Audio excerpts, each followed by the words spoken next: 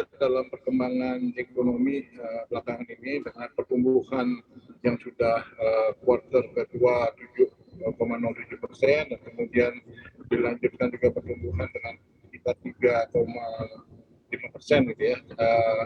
Ini menjadi gambaran bahwa geliat ekonomi Indonesia sudah mulai membaik, dan kita melihat secara optimis ke depan akan terus membaik.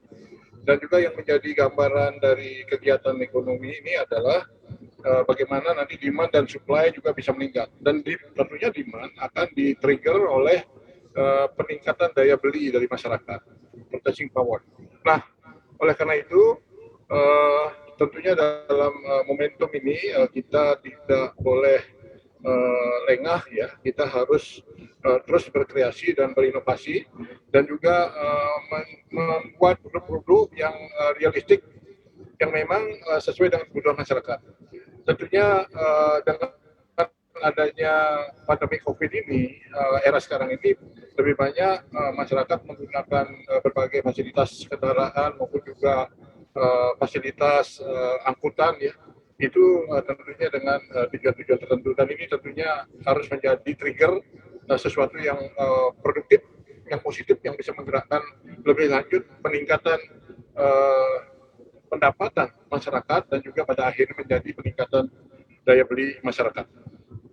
Oke, kemudian saya akan beralih lagi ke Pak Kuku. Pak Kuku, kita ketahui juga bahwa memang saat ini pemerintah tengah menggodok skema PPNBM yang baru begitu, di mana skemanya ini akan berdasarkan dari hasil uji emisi sendiri. Nah, ini kira-kira seperti apa sih Pak dari pelaku industri menanggapi hal ini? Itu bukan dibahas, itu sudah diluncurkan lewat Ya, PP 74 ya. Jadi ya betul. standar pengenaan pajak baru itu bukan lagi barang mewah, tapi adalah berdasarkan emisi gas buangnya. Jadi kami sudah mengantisipasinya semenjak tahun 2019, kira-kira seperti apa. Dan kita memang arahnya adalah ke penurunan emisi gas buang ya. Jadi pajaknya nanti semakin rendah emisinya, maka semakin rendah pula pajaknya.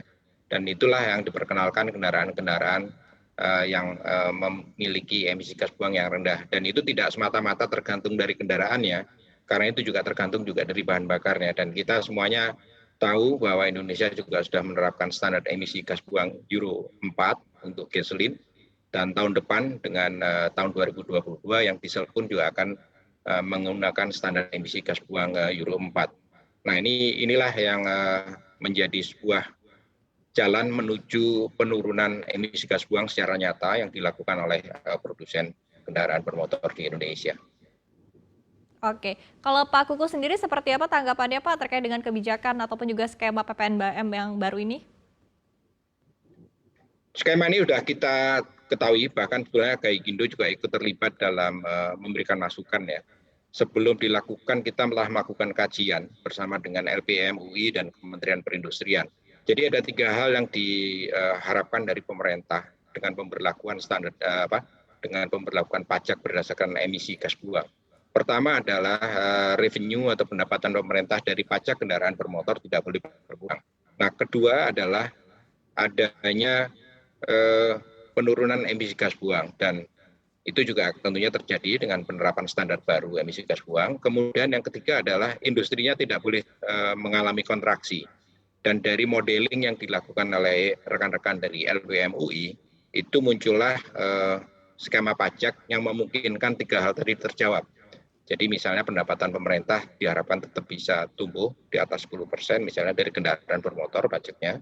Kemudian emisi gas buang tentunya juga bisa diharapkan turun, karena semua pelaku akan berlomba-lomba untuk menurunkan emisi gas buangnya, agar pajaknya juga menurun, sehingga itu juga diminati oleh konsumen. Yang ketiga adalah tentunya kalau masyarakat tetap berminat untuk membeli kendaraan yang emisi gas buangnya rendah, maka industrinya juga akan tetap tumbuh. Jadi 3 hal itu yang harus dijawab, dan itu sebetulnya sudah muncul melalui skema yang dikeluarkan lewat PP nomor 73 yang kemudian direvisi menjadi PP 74. Yang 73-nya dikeluarkan di tahun 2019 dan kemudian direvisi lagi menjadi 74 di tahun 2021. Jadi Oke. kami sudah siap mengantisipasinya. Ya.